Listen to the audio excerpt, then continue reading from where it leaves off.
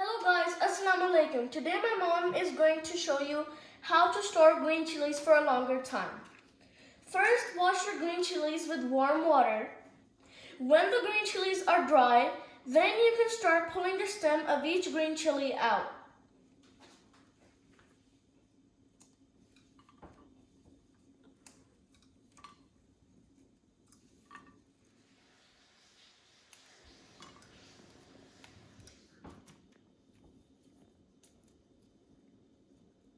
Then, get your airtight container and put one paper towel below and place green chilies on top of the paper towel.